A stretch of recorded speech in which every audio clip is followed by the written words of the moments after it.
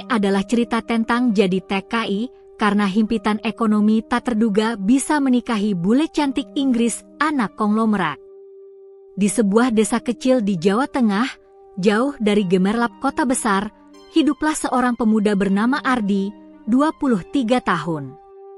Tubuhnya kurus berotot karena terbiasa bekerja keras di bawah terik matahari, wajahnya kecoklatan, dan matanya penuh semangat meski hidup terus menimpakan ujian.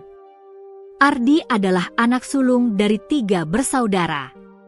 Setelah ayahnya meninggal karena penyakit paru-paru, beban keluarga seolah jatuh di pundaknya. Ibunya, Sulastri, hanya bisa bekerja ringan seperti menenun tikar pandan atau membantu tetangga membuat jajanan pasar. Ia sering sakit-sakitan, batuknya tak kunjung sembuh. 2 adiknya, Wati dan Bima, masih sekolah. Wati baru duduk di kelas 2 SMP, sementara Bima masih SD. Ketiganya menatap Ardi dengan penuh harap, seolah dialah satu-satunya tiang penyangga rumah mereka. Hidup keluarga ini penuh keterbatasan. Atap rumah mereka sudah banyak bocor, dinding bambu mulai rapuh, dan lantai tanah sering becek saat hujan.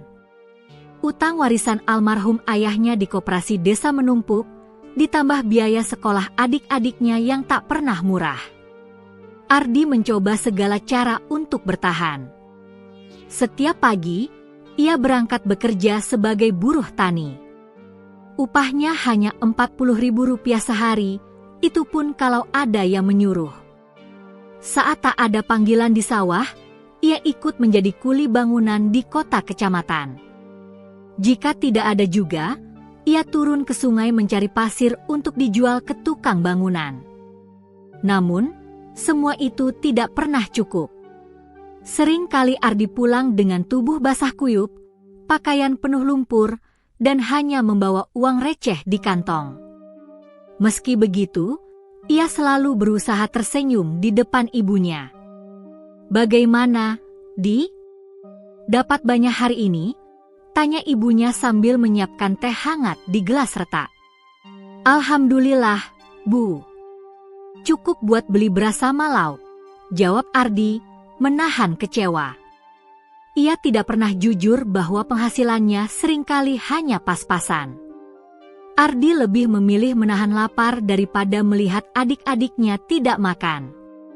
Malam-malam ia sering tidur hanya dengan secangkir teh manis hangat, sementara adik-adiknya kenyang dengan nasi. Di kampung, banyak orang tahu betapa miskinnya keluarga Ardi. Ada yang iba, tetapi tak sedikit juga yang mencibir. Kasihan si Ardi, jadi tulang punggung keluarga padahal masih muda. "Kalau begini terus, kapan bisa menikah?" begitu bisik-bisik yang sering ia dengar. Namun yang paling menghantam hatinya adalah ketika melihat ibunya menangis diam-diam di dapur, sambil menghitung uang receh untuk membayar biaya sekolah Bima. Ardi sering termenung sendirian di teras rumah, menatap bulan. Dalam hatinya, ia bertanya, "Sampai kapan aku begini? Apa aku hanya akan jadi buruh tani seumur hidup? Bagaimana aku bisa membahagiakan ibu dan adik-adikku?" Suatu sore, datanglah seorang tetangga bernama Pak Slamet yang baru saja pulang dari Malaysia. Tubuhnya gemuk, kulitnya lebih cerah, dan rumahnya kini sudah permanen. Ia pulang membawa sepeda motor baru, emas untuk istrinya, bahkan kabarnya hendak membuka warung. Orang-orang sekampung berkumpul di rumahnya, iri bercampur kagum. Ardi pun ikut duduk di antara kerumunan. Saat itu, Pak Slamet bercerita panjang lebar tentang pengalamannya bekerja sebagai TKI.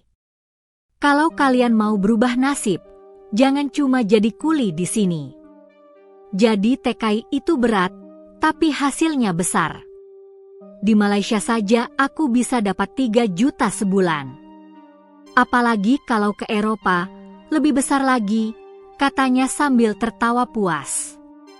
Kata-kata itu menusuk hati Ardi. Ia mulai berpikir serius. Bayangan tentang bisa melunasi utang, membetulkan rumah, dan menyekolahkan adik-adiknya ke jenjang tinggi mulai menghantui pikirannya. Namun, ia juga tahu risiko menjadi TKI tidak kecil. Banyak berita tentang penipuan agen, kekerasan, dan bahkan ada yang pulang tinggal nama. Tapi keadaan keluarganya membuat Ardi tak punya banyak pilihan. Beberapa hari kemudian, Ardi memberanikan diri mengutarakan niatnya pada ibunya. "Bu, aku kepikiran mau daftar jadi TKI. Mungkin di luar negeri aku bisa dapat uang lebih banyak. Aku nggak mau lihat ibu terus susah begini." Ibunya terdiam lama. Air matanya jatuh tanpa bisa dibendung. "Ardi, ibu takut kehilangan kamu. Tapi kalau ini memang jalanmu, ibu cuma bisa mendoakan yang terbaik." Wati dan Bima menangis mendengar kabar itu. Mereka takut ditinggal kakaknya. Namun Ardi meyakinkan mereka, "Kakak pergi bukan untuk meninggalkan kalian, tapi untuk masa depan kita.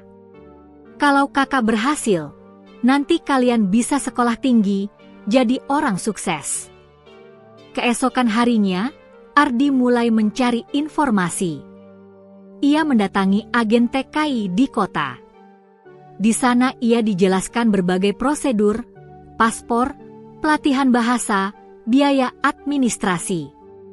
Biaya itu cukup besar, puluhan juta rupiah. Ardi jelas tidak punya uang sebanyak itu. Namun, agen menawarkan sistem potong gaji. Artinya, Ardi akan berangkat, tapi beberapa bulan gajinya di luar negeri langsung dipotong untuk membayar biaya keberangkatan. Itu membuat hatinya semakin berat, tapi ia tetap mengangguk. "Saya siap, Pak." Beberapa bulan berikutnya, Ardi menjalani pelatihan di Balai TKI. Ia belajar bahasa Inggris seadanya, cara menggunakan mesin pertanian modern, hingga aturan-aturan kerja di luar negeri. Meski banyak yang lebih pintar darinya, Ardi tidak menyerah. Ia belajar dengan gigih, karena ia tahu ini tiketnya untuk mengubah nasib. Malam sebelum keberangkatan, Ardi duduk di ruang tamu rumahnya yang sederhana. Di hadapannya, ibunya terisak menahan tangis, sementara adik-adiknya memeluknya erat. "Jaga diri baik-baik ya, Nak. Ingat, dimanapun kamu berada, jangan pernah lupa sholat. Jangan malu jadi orang desa. Ingat asalmu, jangan sombong," pesan ibunya. Ardi mengangguk dengan mata berkaca-kaca. "Ibu jangan khawatir. Saya janji akan pulang membawa kebahagiaan." Subuh itu, Ardi pamit meninggalkan desanya. Dengan koper kecil berisi beberapa pakaian, ia menatap sawah-sawah yang mulai disinari mentari pagi. Hatinya bergetar. Perasaan sedih, takut, dan harapan bercampur menjadi satu. Ia tahu, jalan di depannya tidak akan mudah. Tapi demi keluarganya, ia siap menanggung semua penderitaan. Apa yang tidak pernah ia bayangkan adalah, perjalanannya sebagai TKI kelak tidak hanya mengubah nasib keluarganya, tetapi juga membuka jalan menuju sebuah kisah cinta tak terduga, dengan seorang gadis Inggris cantik, anak konglomerat yang akan mengubah hidupnya selamanya. Hari keberangkatan itu akhirnya tiba. Fajar baru saja menyingsing ketika bus besar berwarna biru berhenti di depan balai pelatihan TKI. Di dalamnya sudah duduk puluhan wajah-wajah penuh harap, sebagian masih remaja, sebagian lagi sudah berkeluarga. Mereka membawa koper lusuh, tas plastik besar, dan beberapa bungkusan makanan dari keluarga yang melepas. Semua wajah menatap ke depan, ada yang bersemangat, ada pula yang pucat menahan tangis. Ardi ikut naik ke dalam bus dengan langkah berat. Di tangannya masih menggenggam erat foto keluarga, ibunya, Wati, dan Bima. Sementara di telinganya masih terngiang-ngiang pesan sang ibu semalam, "Jangan lupa sholat, Nak. Jangan lupakan asalmu, dimanapun kamu berada. Bus bergerak menuju Bandara Internasional di Jakarta. Ardi baru kali ini keluar dari Pulau Jawa sejauh itu. Matanya terpaku pada gedung-gedung tinggi yang terlihat dari jendela bus, jauh berbeda dengan sawah hijau di desanya. Rasa takut bercampur harapan memenuhi dadanya. Ia sering bertanya pada dirinya sendiri, apa aku kuat hidup di negeri orang? Apa aku akan diperlakukan baik? Bagaimana kalau gagal dan pulang dengan tangan kosong? Setibanya di bandara, Ardi dan rombongan didampingi oleh petugas agen. Prosesnya panjang, pemeriksaan dokumen, pengecekan paspor, hingga antre imigrasi. Semua terasa asing. Ardi tak pernah naik pesawat sebelumnya, apalagi pesawat besar yang akan membawanya melintasi ribuan kilometer. Ketika pesawat lepas landas, Ardi merasakan perutnya bergejolak. Ia menatap keluar jendela, melihat awan putih menghampar bagai lautan kapas. Di balik pemandangan indah itu, hatinya digelayuti kerinduan mendalam. Ia sadar, entah kapan bisa kembali melihat wajah ibunya lagi. Setelah beberapa jam transit di Kuala Lumpur, perjalanan berlanjut ke London, Inggris. Agen menempatkan Ardi di sebuah perusahaan perkebunan modern milik konglomerat Inggris yang cukup besar. Pekerjaan itu bukan sembarangan, perusahaan ini sedang mengembangkan teknologi pertanian canggih, dan Ardi akan ditempatkan sebagai tenaga pekerja lapangan. Begitu tiba di Bandara Heathrow, hawa dingin langsung menusuk tulang. Ardi menggigil, jaket tipis yang ia kenakan tidak mampu menahan suhu belasan derajat. Astagfirullah, dingin sekali, gumamnya sambil menghembuskan napas yang berubah jadi asap putih. Rombongan dijemput dengan mobil besar menuju asrama pekerja. Asrama itu bangunan sederhana bertingkat 2, dikelilingi pagar kawat. Di dalamnya, kamar sempit dengan ranjang susun. Ardi sekamar dengan 3 orang TKI lain, Jamal, pemuda asal Lombok yang cerewet, Rudi, mantan sopir dari Bekasi, dan Taufik, pria berusia 30-an dari Madura. Mereka saling memperkenalkan diri, mencoba menghibur diri dengan bercanda meski hati sama-sama berat. Hari-hari pertama di perkebunan sangat melelahkan. Ardi harus bekerja dari pukul 7 pagi hingga sore hari. Tugasnya beragam, menanam bibit, membersihkan gulma, mengoperasikan alat-alat pertanian, bahkan mengangkat karung pupuk yang berat. Setiap malam ia pulang dengan tubuh remuk, tangan lecet, dan kaki pegal. Selain fisik, bahasa juga menjadi kendala besar. Mandor perusahaan, orang Inggris yang tegas bernama Emmer Brown, sering berteriak dalam bahasa Inggris yang Ardi tak paham. Ia hanya bisa mengangguk-angguk, lalu mencoba meniru teman yang lain. Kadang salah paham membuatnya kena marah. You. No tere. Wrong side, bentak Emmer Brown suatu pagi. Ardi terkejut, wajahnya merah karena malu di depan pekerja lain. Jamal menepuk bahunya. Sudahlah, Di. Kita sabar aja. Kita orang kecil, mereka nggak akan peduli sama perasaan kita. Meski begitu, Ardi tidak menyerah. Setiap malam, ia membuka buku catatan kecil berisi kosakata bahasa Inggris yang ia pelajari dari pelatihan. Ia menulis ulang kata-kata baru yang ia dengar di ladang, meski ejaannya sering salah. Perlahan-lahan ia mulai bisa mengerti, walau masih terbata-bata. Hari-hari berjalan. Gaji pertama akhirnya turun.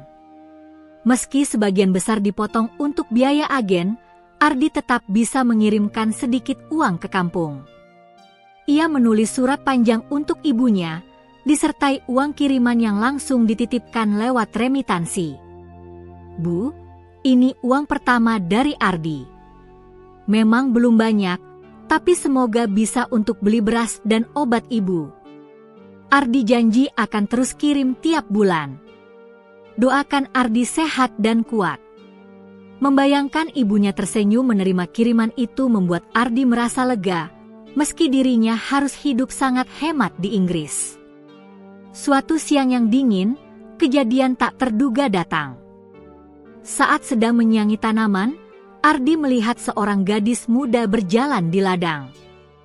Rambut pirangnya terurai, matanya biru, kulitnya pucat bersih.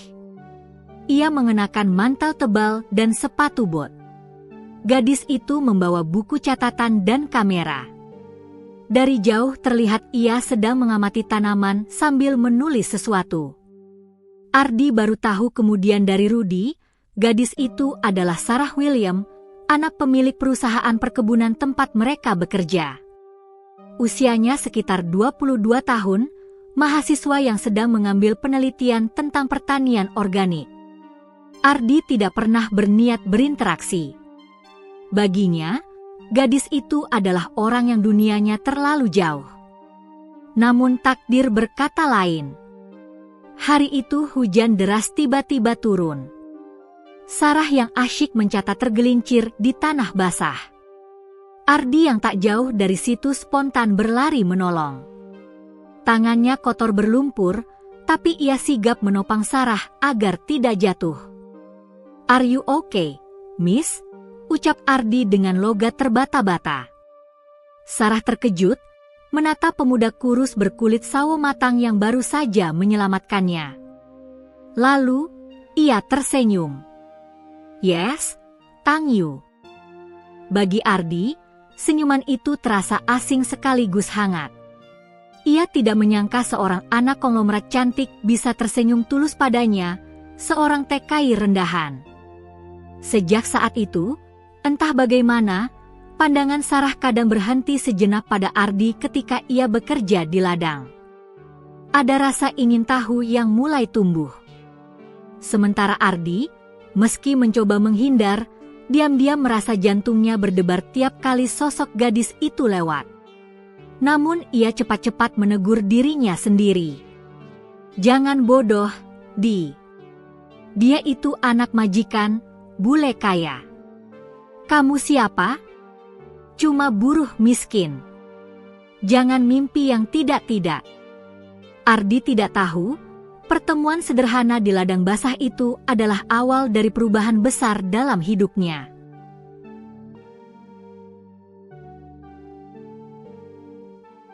Suasana malam di apartemen kecil tempat Arman tinggal di London terasa sepi. Ia duduk termenung di tepi ranjang, menatap foto ibunya yang ia bawa dari Indonesia. Sudah hampir 2 bulan ia bekerja di restoran itu, dan hari-harinya diwarnai rasa lelah bercampur kerinduan. Kadang, ketika ia menutup mata, ia bisa membayangkan wajah ibunya yang renta menunggu kabar darinya di rumah desa. Hati Arman teriris, tetapi ia harus tetap kuat. Di London, ia bukan siapa-siapa. Bahasa Inggrisnya masih terbata, logatnya sering ditertawakan, dan pekerjaan di dapur membuat tangannya penuh luka kecil akibat pisau dan air panas. Namun, Arman tidak pernah mengeluh. Setiap kali ia mengingat hutang keluarga dan kondisi ekonomi di kampung, semangatnya kembali membara. Kehidupan di restoran. Restoran tempatnya bekerja dikelola seorang pria Turki bernama Ömer Hasan. Orangnya keras, jarang tersenyum, dan selalu menuntut kecepatan serta ketelitian. Arman bekerja sebagai kitchen porter, pekerjaan kasar yang menuntut fisik, mencuci piring, membersihkan meja, mengangkat barang, hingga membantu memotong bahan masakan. Jam kerjanya panjang, bisa sampai 12 jam sehari. "Arman, faster! Don't be lazy!" teriak Ömer Hasan suatu malam ketika restoran penuh pengunjung. Arman mengangguk cepat. "Yes, sir," walau ia sebenarnya sudah hampir pingsan karena lelah. Namun, di balik kerasnya suasana kerja itu, Arman justru mulai mendapatkan teman. Ada Raffi, seorang pekerja asal India yang juga berjuang demi keluarganya, dan Maria, pelayan asal Filipina yang ramah. Mereka sering berbagi cerita tentang kampung halaman masing-masing ketika istirahat. "Kita semua sama, men," kata Raffi sambil menyalakan rokok. "Datang ke negeri orang demi uang. Tapi hidup keras di sini, tidak semua orang tahan." Arman mengangguk.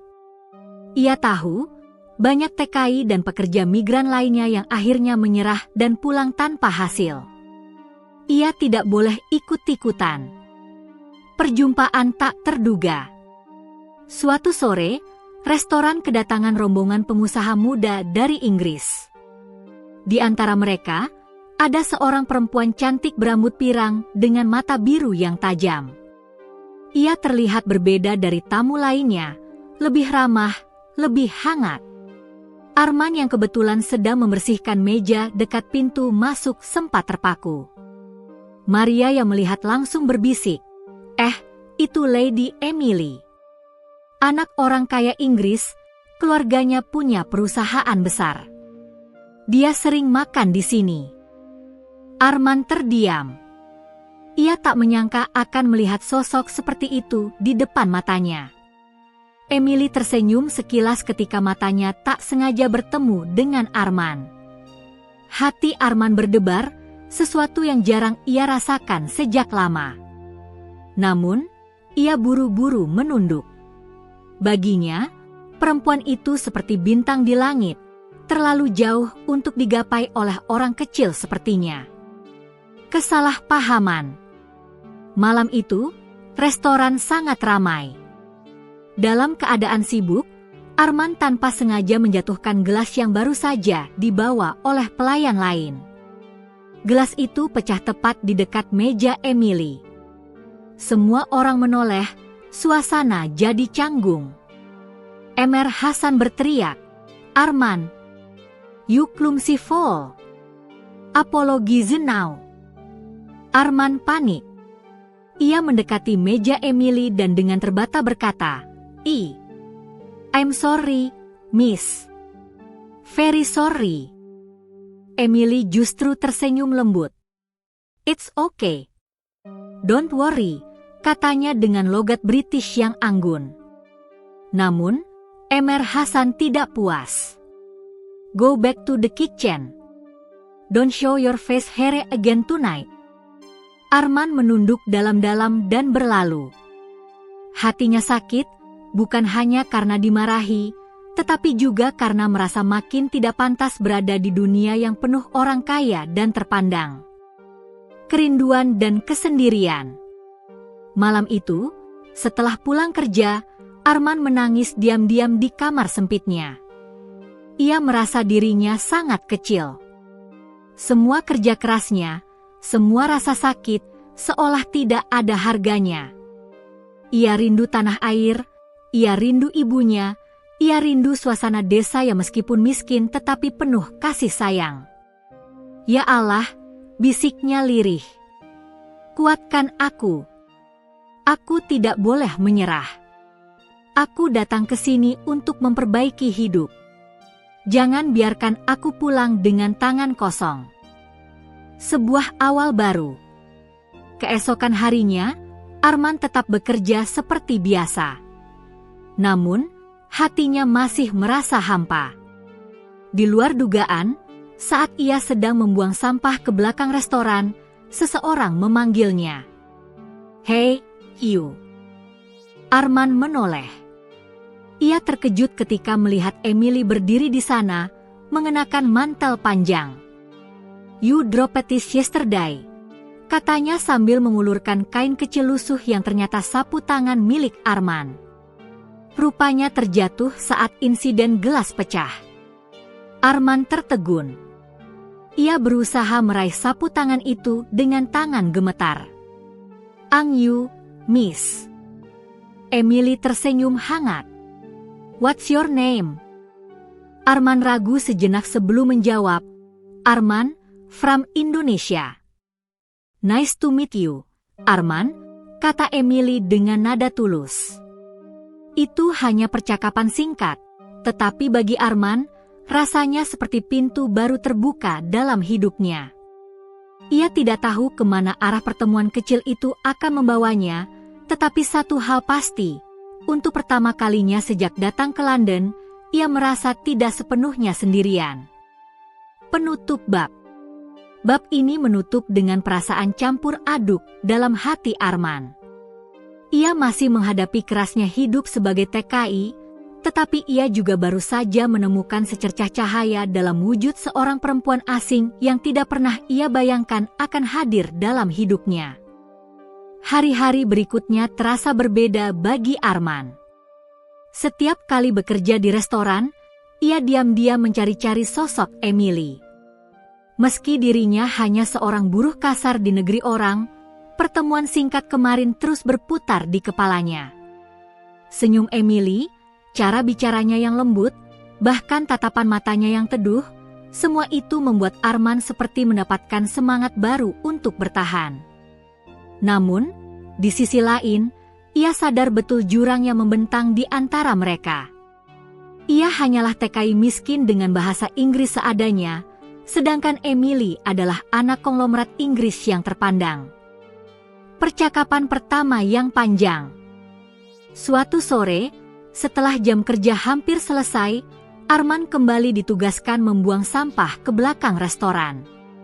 Tak disangka, Emily sudah berdiri di sana, seakan menunggunya. "Halo, Arman," sapanya ramah. Arman gugup, keringat dingin membasahi pelipisnya. "Halo, Miss Emily." "Just Emily," katanya sambil tersenyum. "I don't like formalities." Arman tertegun.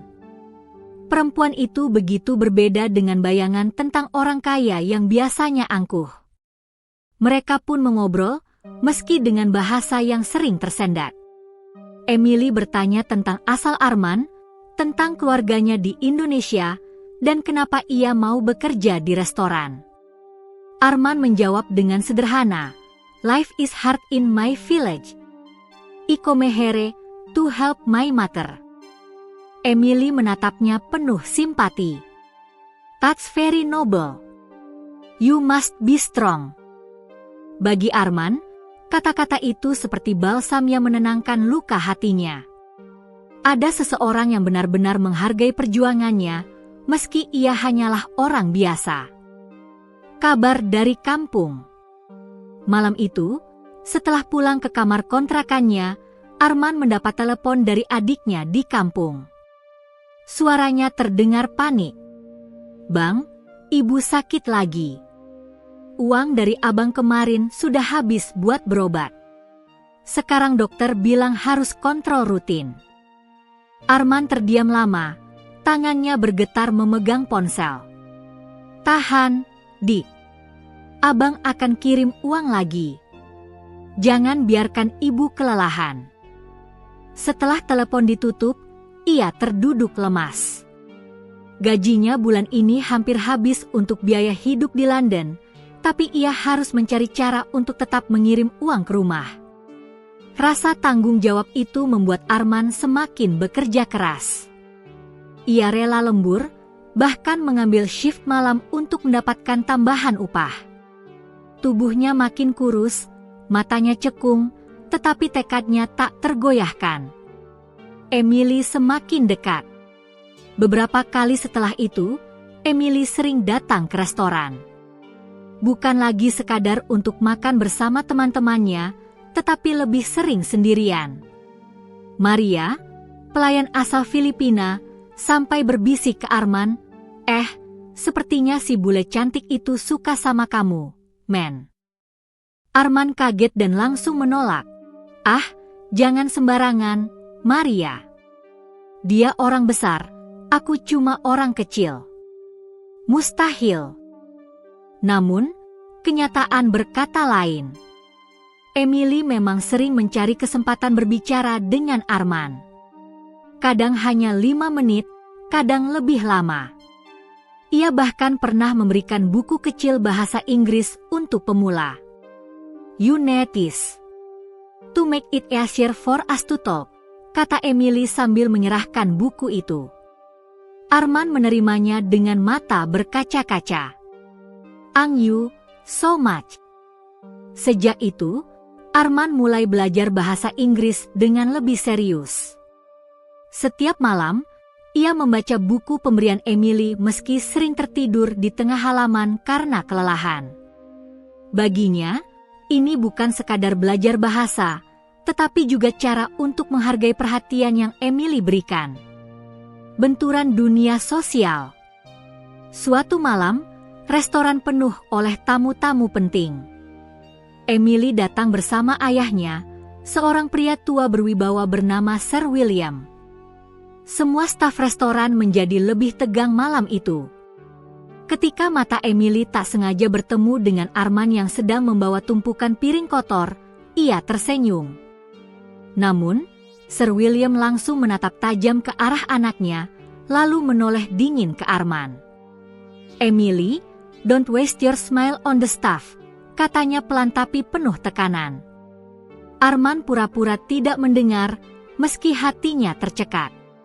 Ia sadar betul, dalam pandangan keluarga kaya seperti itu, ia hanyalah buruh rendahan. Usai makan, Emily sempat mendekatinya sebentar di lorong dapur. "Sorry about my father. He can be strict." Arman tersenyum kaku. "It's okay. I understand." Tetapi setelah kejadian itu, hatinya goyah. Ia takut jika kedekatan mereka justru menimbulkan masalah besar. Raffi memberi nasihat. Raffi, teman sekamarnya, mulai menyadari perubahan pada Arman. Suatu malam, ia berkata, "Men, aku lihat kamu sering ngobrol sama cewek bule itu. Hati-hati, ya. Dunia kita beda. Jangan sampai kamu terluka." Arman termenung lama. "Aku tahu, Raf. Tapi entah kenapa, aku merasa damai kalau bicara dengannya. Seolah semua lelah hilang." Raffi menepuk bahunya. "Kalau memang itu takdir, jalani. Tapi ingat, jangan pernah lupakan tujuan utama kenapa kamu datang ke sini." Kesempatan pertama. Beberapa hari kemudian, Emily kembali datang ke restoran, kali ini membawa secari kertas. "Arman, tomorrow is Sunday. Do you have day off?" tanyanya. Arman bingung. "Yes, off day." Emily tersenyum cerah. "Good. Come with me. I'll show you around London." Arman tercengang. Ia ingin menolak karena merasa tidak pantas, tetapi mulutnya tidak bisa berkata apa-apa. Hatinya berdebar kencang, seolah sedang berada di persimpangan jalan besar dalam hidupnya. Penutup bab. Bab ini ditutup dengan Arman yang duduk termenung di ranjang malam itu. Ia memandangi buku bahasa Inggris pemberian Emily dan secari kertas undangan jalan-jalan. Di satu sisi, ia merasa seperti bermimpi bisa diperhatikan seorang perempuan kaya raya. Di sisi lain, ia takut semua ini hanya akan berakhir sebagai luka. Namun, satu hal yang pasti, hidupnya tidak lagi sama. Untuk pertama kalinya, ia merasa mungkin saja nasib orang kecil seperti dirinya bisa berubah karena cinta. Hari Minggu pagi, London masih diselimuti udara dingin. Kabut tipis menyelimuti jalan-jalan, membuat suasana kota terasa seperti lukisan hidup. Arman berdiri canggung di depan restoran tempat ia bekerja, mengenakan jaket tipis pinjaman dari Raffi. Tangannya gemetar, entah karena udara atau karena gugup. Ia masih tak percaya bahwa seorang perempuan seperti Emily benar-benar mengajaknya jalan-jalan. Tak lama kemudian, sebuah mobil mewah berhenti di depannya. Pintu terbuka, dan muncullah Emily dengan senyum cerah. Rambut pirangnya tergerai, ia mengenakan mantel biru muda yang membuat wajahnya semakin bercahaya. "Hai, Arman." Ready? Sapanya riang. Arman hanya mampu tersenyum kaku. Yes, ready. Emily mengajaknya masuk ke mobil. Di dalam, wangi parfum lembut memenuhi udara. Arman duduk kaku di kursi penumpang, merasa seperti salah tempat. Menjelajahi London. Mobil melaju melewati jalan-jalan kota London yang ramai. Big Ben menjulang megah di kejauhan, Sungai Thames berkilauan di terpa cahaya matahari pagi, dan bangunan-bangunan tua berarsitektur klasik tampak mempesona. Emily memperhatikan Arman yang menatap keluar jendela dengan mata berbinar. First time seeing all this? Tanyanya. Arman mengangguk. Yes, first time. Beautiful. Very beautiful. Emily tertawa kecil. I love how you say that. Simple but honest. Mereka berhenti di London Eye, kincir raksasa yang terkenal. Emily membeli tiket untuk mereka berdua. Arman sempat menolak karena merasa tiket itu mahal, tetapi Emily menepuk tangannya. This is my treat. Don't worry. Di dalam kapsul kaca London Eye, mereka bisa melihat seluruh kota dari ketinggian. Arman menahan napas, kagum melihat pemandangan yang luas terbentang. Like it? Tanya Emily. Arman menoleh, matanya berbinar. Very much. Like dream. Emily menatapnya lama, lalu tersenyum hangat. I'm glad. Makan siang yang canggung. Setelah itu, Emily mengajak Arman makan siang di sebuah kafe elegan. Begitu masuk, Arman langsung merasa minder. Para pengunjung terlihat rapi dengan jas dan gaun, sementara ia hanya memakai jaket usang. Pelayan menatapnya aneh ketika Arman salah mengucapkan pesanan. Emily cepat-cepat membantu, membuat suasana kembali tenang. Saat makanan datang, Arman bingung dengan pisau garpu yang tertata rapi. Tangannya kaku, ia bahkan hampir menjatuhkan garpu ke lantai. Emily menahan tawa kecil, lalu mendekatkan piringnya. Like this? Katanya sambil memperlihatkan cara menggunakan peralatan makan dengan benar. Pipi Arman memerah. Sorry. I don't know. Emily menggeleng. Don't apologize. It's cute. Bagi Arman, kata itu membuat hatinya bergetar. Belum pernah ada orang yang melihat dirinya yang serba kurang ini dengan tatapan sehangat itu. Obrolan yang mengikat. Setelah makan siang, mereka duduk di bangku taman dekat Sungai Thames. Angin sepo-sepo membuat suasana terasa tenang. Emily membuka percakapan. Arman, what do you really want in life? Arman terdiam lama. Ia menatap air sungai yang beriak pelan. I just want simple life. My mother happy, not sick. My family enough food. That's all. Emily tertegun.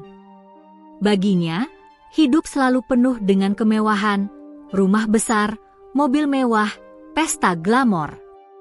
Namun, di hadapannya ada seorang pria sederhana yang hanya mendambakan hal-hal yang sangat mendasar. That's beautiful, katanya pelan. Most people here always want more, more, more. But you are different. Arman menoleh, matanya berkaca-kaca. Different, good or bad? Good, jawab Emily tegas. Very good. Bayangan perbedaan. Namun, kebahagiaan itu tidak berlangsung lama. Saat mereka berjalan kembali ke mobil, beberapa orang memandang mereka aneh. Seorang pria tua bahkan berbisik pada temannya sambil menunjuk Arman, lalu tertawa kecil. Arman langsung menunduk, wajahnya panas. Ia tahu mereka memandang rendah dirinya, seorang pekerja imigran yang berjalan dengan anak orang kaya. Emily menyadari itu, lalu menggenggam tangan Arman sebentar. "Don't mind him," katanya tegas. Tapi dalam hati, Arman merasa semakin sadar bahwa dunia mereka berdua terlalu jauh berbeda. Kabar buruk dari kampung. Sore itu, saat Arman kembali ke kamar kontrakannya, ponselnya berdering. Adiknya menangis di seberang telepon. "Bang, ibu masuk rumah sakit lagi. Dokter bilang harus operasi kecil. Biayanya besar, Bang, kita nggak punya uang." Arman hampir menjatuhkan ponselnya. Dadanya sesak, pikirannya kalut. "Tunggu, Dik. Abang akan cari uang. Abang janji." Setelah telepon ditutup, ia terduduk lemas. Semua kebahagiaan hari ini seolah sirna diganti rasa panik. Gajinya tidak cukup. Tabungannya hampir habis. Apa yang harus ia lakukan? Pertemuan malam. Malamnya, Emily mengirim pesan, "Thank you for today. I really enjoyed it. Hope you did too." Arman tidak langsung membalas. Hatinya berkecamuk.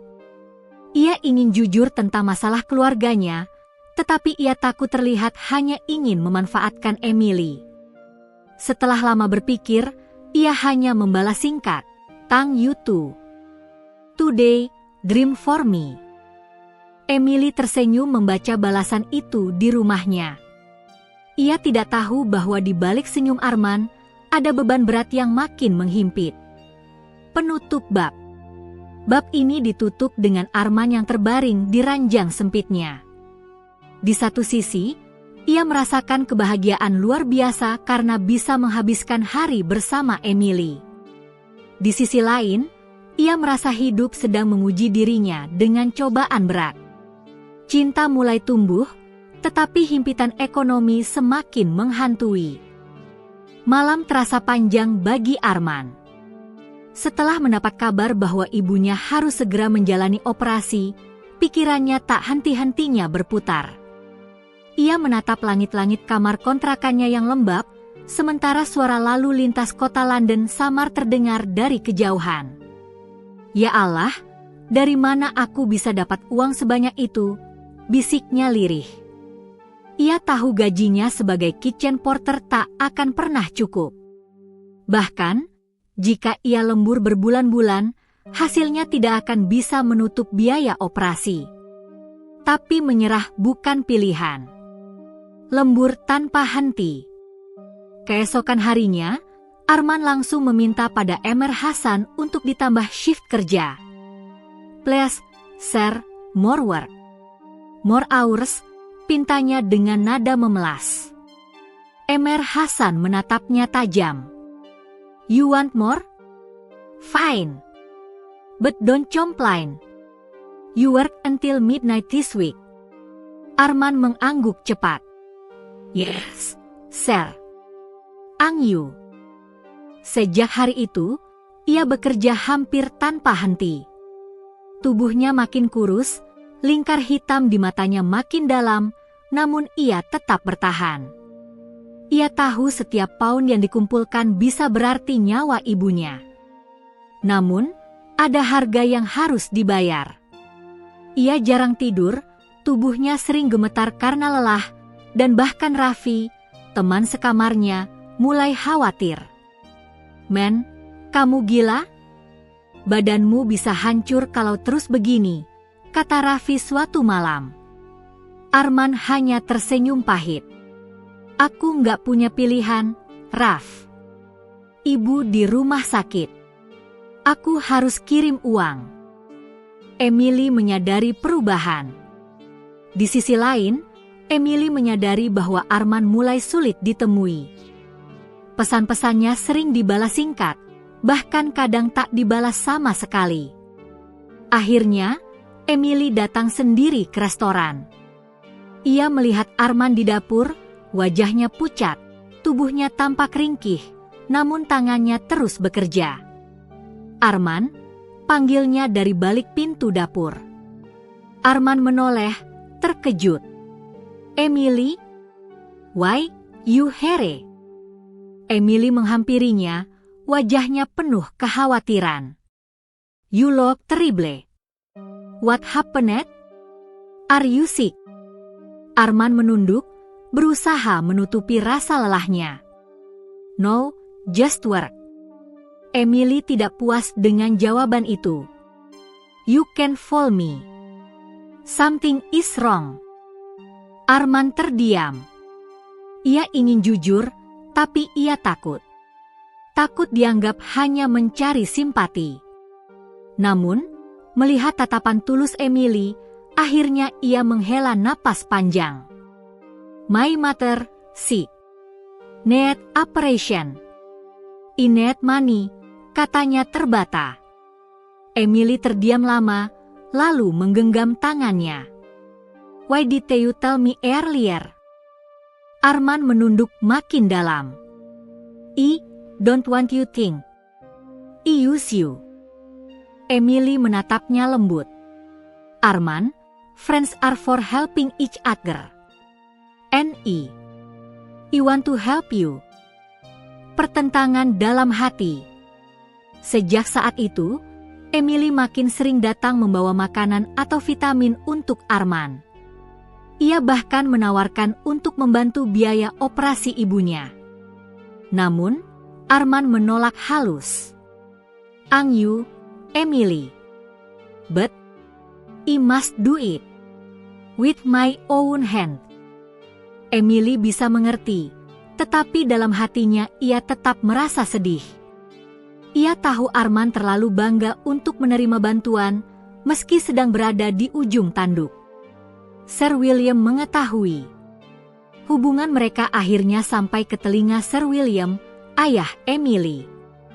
Ia mendapat laporan dari sopir pribadi yang melihat Emily beberapa kali bersama seorang pria asing berpakaian lusuh.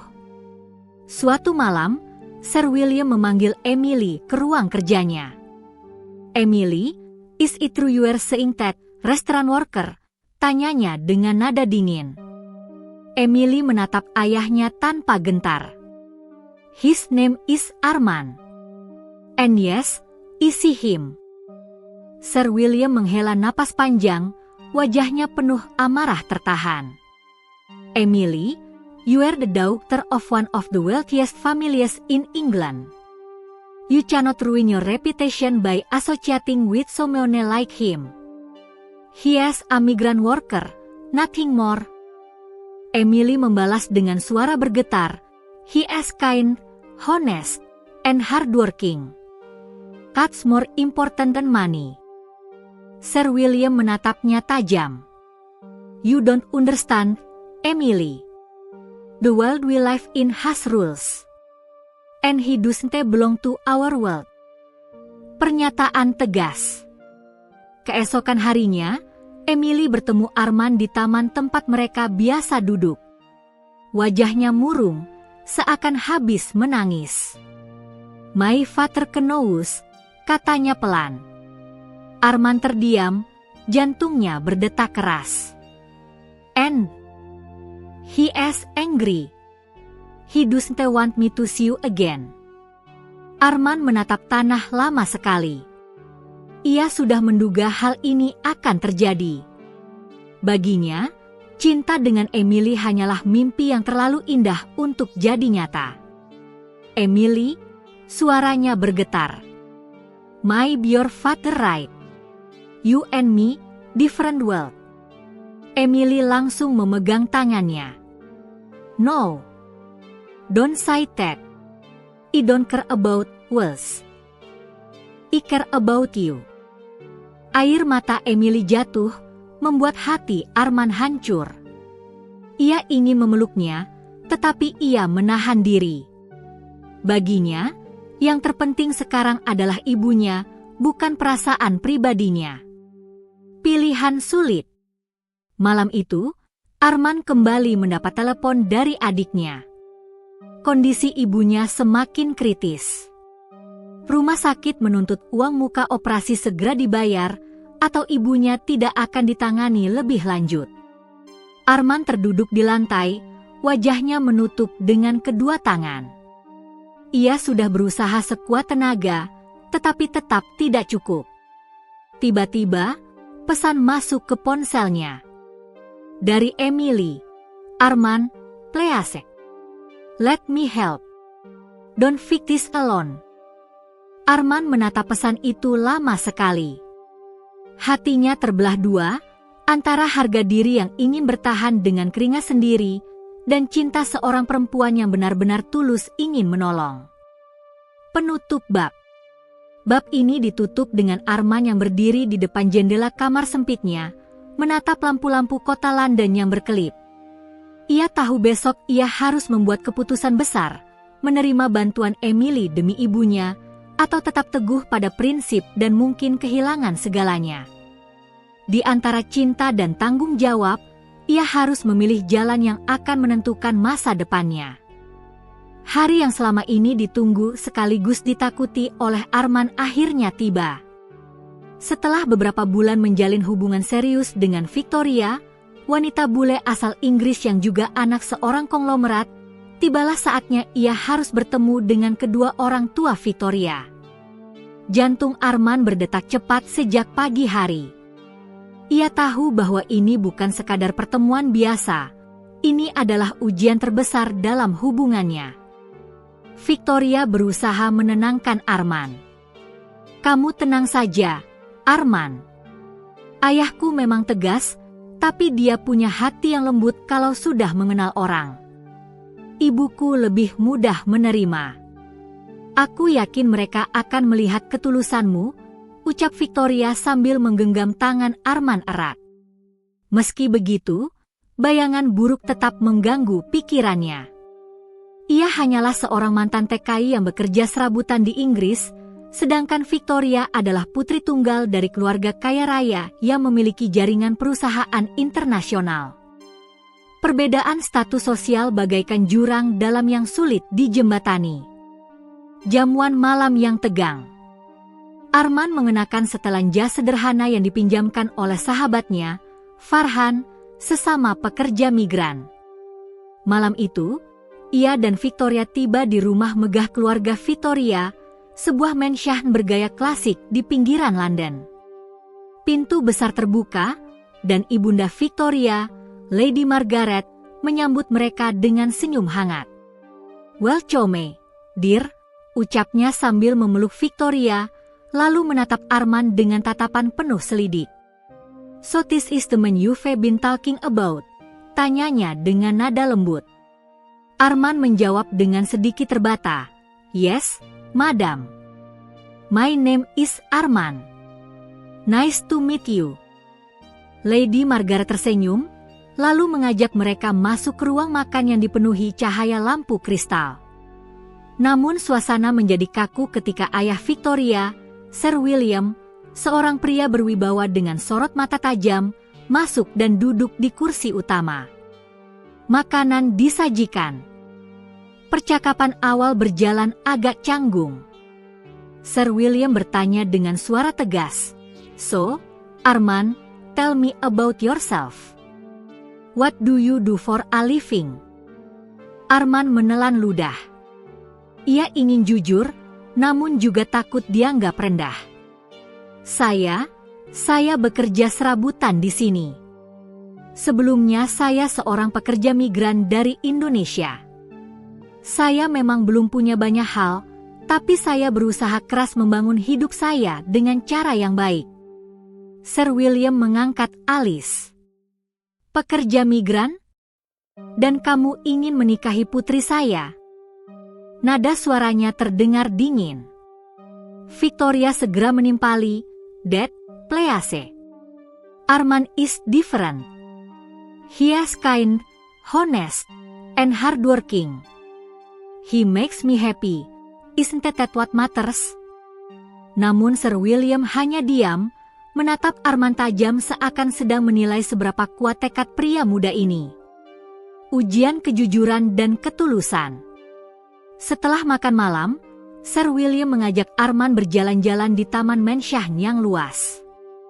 Udara dingin menusuk, tapi suasana jauh lebih menekan. Arman, kata Sir William, aku tidak membenci orang sederhana. Tapi kau harus tahu, menikahi Victoria berarti masuk ke dalam dunia yang penuh tanggung jawab besar. Apakah kau siap dengan semua itu? Apakah kau tidak hanya mengejar harta atau status? Arman menatap mata Sir William dengan penuh keberanian. Sir, saya mencintai Victoria bukan karena kekayaannya. Saya bahkan tidak pernah membayangkan bisa bertemu wanita sebaik dan seindah dia. Saya hanya seorang pria sederhana yang ingin membahagiakan wanita yang saya cintai. Kalaupun saya harus bekerja keras seumur hidup untuk membuatnya tersenyum, saya siap. Sir William terdiam sejenak. Tatapannya yang dingin perlahan melunak. Ia melihat ketegasan dan kejujuran dalam diri Arman, sesuatu yang mungkin lebih berharga daripada uang. Baiklah, ucap Sir William akhirnya. Aku tidak bisa memberikan restu begitu saja. Tapi aku akan memberimu kesempatan. Buktikan padaku bahwa ucapanmu bukan hanya kata-kata. Dukungan dari Ibunda Victoria. Malam itu sebelum pulang, Lady Margaret menghampiri Arman secara pribadi. Aku melihat ketulusanmu, Arman. Jangan takut dengan ayah Victoria. Dia memang keras, tapi sebenarnya ia hanya ingin memastikan putrinya bahagia. Tetaplah jadi dirimu sendiri. Itu yang membuat Victoria jatuh cinta padamu. Ucapan itu membuat hati Arman sedikit tenang. Ia tahu jalannya masih panjang, tapi setidaknya ada cahaya kecil yang menuntunnya. Keputusan yang mengubah segalanya. Di perjalanan pulang, Victoria menggenggam tangan Arman erat. Aku bangga padamu. Kamu sudah menunjukkan siapa dirimu. Jangan pernah merasa rendah, Arman. Bagiku, kamu adalah yang terbaik. Arman tersenyum lega. Meski belum sepenuhnya diterima, ia sudah berhasil melewati satu rintangan besar. Ia sadar, cinta mereka bukan hanya tentang kebahagiaan, tapi juga perjuangan. Dan malam itu, di dalam hatinya, ia berjanji akan membuktikan kepada keluarga Victoria bahwa cinta sejati bisa melampaui segala batas, bahkan perbedaan dunia sekalipun. Beberapa hari setelah pertemuan pertama dengan keluarga Victoria, kehidupan Arman terasa berbeda. Ia merasa lebih lega karena sudah berani menghadapi Sir William meski hasilnya masih setengah jalan. Namun rupanya ujian sesungguhnya baru saja dimulai. Dunia Victoria yang penuh gemerlap, intrik, dan politik bisnis kini mulai menyeret Arman masuk ke dalamnya. Kehadiran pesaing baru. Suatu sore, Victoria mengajak Arman menghadiri sebuah pesta gala amal yang diselenggarakan oleh keluarga besar mereka. Gedung mewah di pusat kota London dipenuhi tamu-tamu penting, para bangsawan, pengusaha kaya, hingga politisi. Arman yang hanya mengenakan setelan pinjaman merasa canggung berdiri di tengah kerumunan jas mahal dan gaun elegan. Di pesta itu, Arman diperkenalkan pada banyak orang. Namun yang paling mengejutkan adalah hadirnya seorang pria tampan bernama Charles Davenport, seorang pengusaha muda sukses dari keluarga aristokrat Inggris. Charles adalah sosok yang sejak lama dianggap Sir William sebagai calon menantu ideal. Begitu Charles melihat Victoria, ia langsung menundukkan kepala sopan dan mencium punggung tangannya. Victoria, you look stunning as always. Senyumnya penuh percaya diri. Victoria hanya tersenyum sopan, lalu meraih tangan Arman. This is Arman, my fiancé, ucapnya tegas, seolah ingin menegaskan posisi Arman di hadapan semua orang. Namun Charles hanya tersenyum tipis, menatap Arman dari atas hingga bawah. Ah, the man from Indonesia, right? Interesting. Nada suaranya terdengar meremehkan. Arman menahan diri, berusaha tidak terpancing. Rasa minder dan tekanan sosial. Malam itu, Arman merasa dirinya seperti ikan kecil yang masuk ke lautan penuh hiu. Ia mendengar bisikan-bisikan tamu lain yang memandangnya rendah. Benarkah dia mantan buruh migran?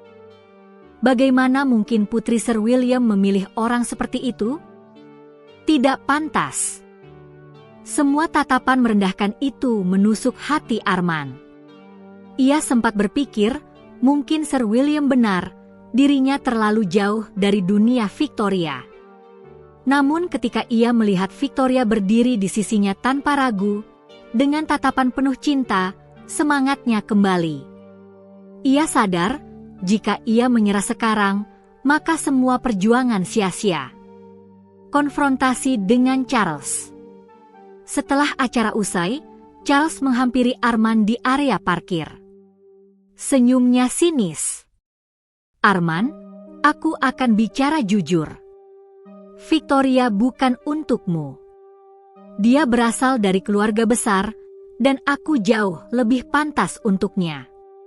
Jika kau bijak, mundurlah sekarang sebelum kau mempermalukan dirimu sendiri. Arman menatap Charles dengan tenang, meski hatinya bergolak. Aku tidak datang sejauh ini untuk menyerah. Aku mencintai Victoria, dan aku tidak peduli siapa yang kau anggap pantas atau tidak. Yang penting adalah kebahagiaannya. Charles tertawa kecil. Kita lihat saja nanti, orang kecil. Dukungan Victoria. Dalam perjalanan pulang, Arman akhirnya menceritakan konfrontasi itu kepada Victoria.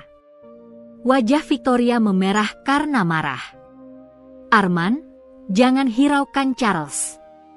Ayahku mungkin menyukainya, tapi dia bukan pilihanku. Kamu adalah pilihanku. Aku tidak butuh pria dengan uang atau gelar bangsawan. Aku hanya butuh kamu. Ucapan itu membuat Arman semakin yakin. Namun ia tahu, perjuangan ini akan semakin sulit. Rencana Sir William. Beberapa hari kemudian, Sir William memanggil Arman ke kantornya. Suasana tegang kembali menyelimuti. Arman, ucap Sir William, aku sudah mendengar kabar bahwa Charles menawarkan diri untuk menikahi Victoria. Dia jelas pilihan yang lebih tepat, baik dari segi status maupun masa depan. Aku tidak bisa menutup mata. Arman menelan ludah. Hatinya kembali diuji. Tapi, lanjut Sir William, aku juga melihat tekadmu. Jadi, aku memberimu satu kesempatan terakhir. Jika kau bisa membuktikan bahwa kau bukan hanya pria miskin yang kebetulan jatuh cinta pada putriku, aku akan mempertimbangkan restuku. Aku ingin kau menunjukkan bahwa kau bisa berdiri di atas kakimu sendiri, bukan hanya bergantung pada Victoria. Arman mengangguk, meski dalam hati gemetar. Saya akan membuktikannya, Sir. Awal perjuangan baru. Sejak hari itu, Arman memutuskan untuk bekerja lebih keras. Ia tidak mau lagi dianggap hanya sebagai pekerja migran miskin. Ia mulai mencari peluang bisnis kecil bersama sahabatnya, Farhan. Dengan tekad kuat, Arman ingin menunjukkan pada dunia bahwa ia pantas berdiri sejajar dengan Victoria, bukan karena harta, tapi karena kerja keras, keberanian, dan ketulusan. Namun ia juga sadar, Charles tidak akan tinggal diam. Persaingan itu kini bukan sekadar tentang cinta, tapi juga tentang harga diri. Dan malam itu, ketika Arman menatap langit London yang kelabu, ia berjanji pada dirinya sendiri. Aku akan bertahan. Demi cinta, demi Victoria, dan demi membuktikan bahwa orang kecil pun bisa bermimpi besar. Hari-hari setelah pertemuan terakhir dengan Sir William berjalan penuh tekanan bagi Arman. Ia tahu ini bukan sekadar soal cinta lagi, ini soal harga diri dan masa depannya. Bila ia gagal, maka bukan hanya cintanya yang hilang, tapi juga keyakinannya pada dirinya sendiri. Victoria selalu setia di sisinya, menguatkan setiap langkah. "Kamu tidak sendiri, Arman. Apapun yang terjadi, aku akan tetap memilihmu," ucapnya berulang kali. Namun Arman tahu, restu keluarga Victoria tetap penting. Tanpa itu, jalan mereka akan penuh duri. Awal usaha kecil Arman. Arman dan Farhan, sahabat seperjuangan sesama TKI, mulai merintis usaha kecil. Mereka membuka sebuah kafe sederhana di pinggiran kota London, memanfaatkan keahlian Arman dalam memasak makanan Indonesia. Nama kafe itu Rasa Nusantara, dan dengan cepat menarik perhatian para pelanggan, terutama mahasiswa asing yang rindu makanan Asia. Awalnya banyak yang meremehkan. Bisakah kafe kecil ini bertahan? Apa orang Inggris mau makan makanan pedas seperti ini? Namun Arman tidak gentar. Ia bekerja siang malam, dari memasak, melayani pelanggan, sampai membersihkan meja. Victoria pun sering datang membantu, membuat pengunjung kafe kagum karena putri konglomerat itu tak ragu turun tangan bersama kekasihnya. Perlahan tapi pasti, usaha kecil itu mulai dikenal. Media lokal menulis artikel tentang kafe milik pekerja migran Indonesia yang jatuh cinta pada putri konglomerat Inggris. Artikel itu viral, membuat nama Arman semakin dikenal. Rencana jahat Charles. Namun kesuksesan kecil Arman membuat Charles semakin geram. Ia merasa posisinya terancam. Diam-diam, ia menyusun rencana untuk menjatuhkan Arman. Charles menyuap seorang inspektur kesehatan agar melakukan pemeriksaan mendadak di kafe Arman, berharap menemukan alasan untuk menutupnya. Hari itu, inspektur datang membawa ancaman. Arman panik, namun berusaha tetap tenang. Ia menunjukkan seluruh dapur, bahan-bahan segar, dan prosedur kebersihan yang dijaga dengan ketat. Anehnya, semua justru terlihat sempurna. Arman sadar, itu berkat kerja kerasnya menjaga kualitas sejak awal. Inspektur akhirnya berkata, tidak ada masalah. Bahkan, kafe ini bisa menjadi contoh usaha kecil yang sehat. Charles yang mengawasi dari jauh hanya bisa menggertakkan gigi. Rencananya gagal. Pertemuan besar dengan Sir William. Beberapa minggu kemudian, Sir William akhirnya memanggil Arman lagi. Kali ini, di hadapan keluarga besar dan para kolega bisnisnya. Arman tahu, inilah saat yang menentukan. Sir William menatapnya dengan dingin. Arman, aku mendengar kabar tentang kafe kecilmu. Tapi aku ingin tahu, apakah semua ini hanya demi membuktikan sesuatu padaku, ataukah ini benar-benar jalan hidupmu? Arman menunduk sejenak, lalu menatap Sir William dengan mantap. Sir, saya tidak membuka usaha ini untuk membuktikan apa-apa. Saya melakukannya karena saya percaya setiap orang berhak bermimpi dan bekerja keras untuk hidupnya. Saya tidak ingin menjadi beban bagi Victoria atau keluarga Anda. Saya hanya ingin berdiri di atas kaki saya sendiri dengan cara yang jujur. Jika suatu hari usaha ini gagal, saya akan bangkit lagi. Tapi satu hal yang tidak akan pernah gagal adalah cinta saya pada Victoria. Ruangan itu hening sejenak. Semua mata tertuju pada Sir William. Restu yang dinanti. Sir William akhirnya berdiri, mendekati Arman, dan menepuk bahunya. Anak muda, selama ini aku hanya ingin menguji ketulusanmu. Aku tidak butuh menantu yang kaya, karena keluargaku sudah punya segalanya. Yang kubutuhkan adalah seseorang yang benar-benar mencintai putriku dan siap menjaga kebahagiaannya. Dan aku melihat itu dalam dirimu, Arman. Air mata Victoria menetes. Ia berlari memeluk Arman dengan bahagia. Lady Margaret tersenyum haru, sementara Charles yang hadir di acara itu hanya bisa menunduk, kalah tanpa perlawanan. Pernikahan yang menggetarkan hati. Beberapa bulan kemudian, pernikahan Armand dan Victoria dilangsungkan di sebuah taman indah di tepi Sungai Thames. Undangan datang dari berbagai kalangan, mulai dari sahabat-sahabat TKI Armand hingga para bangsawan Inggris. Pesta itu bukan sekadar tentang dua insan yang menikah, tapi tentang sebuah kisah luar biasa. Seorang pemuda miskin dari Indonesia yang karena ketekunan, kerja keras, dan cinta sejati bisa menembus batas dunia dan bersanding dengan putri konglomerat. Di hadapan semua tamu, Armand menggenggam tangan Victoria erat. Aku tidak pernah menyangka perjalanan hidup membawaku sejauh ini.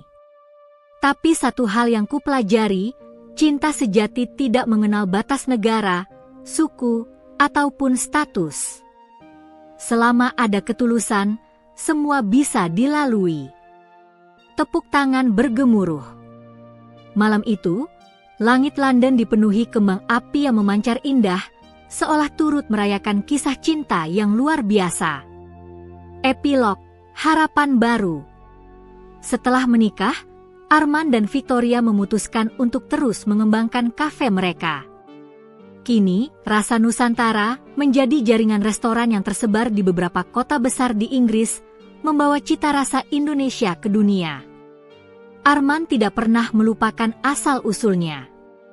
Ia mendirikan yayasan untuk membantu TKI dan anak-anak kurang mampu di tanah air, agar mereka juga bisa memiliki kesempatan hidup yang lebih baik.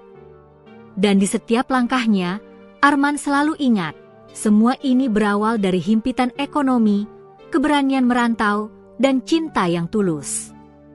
Cinta yang membuat seorang mantan TKI miskin bisa menikahi seorang bule cantik anak konglomerat tanpa kehilangan jati dirinya.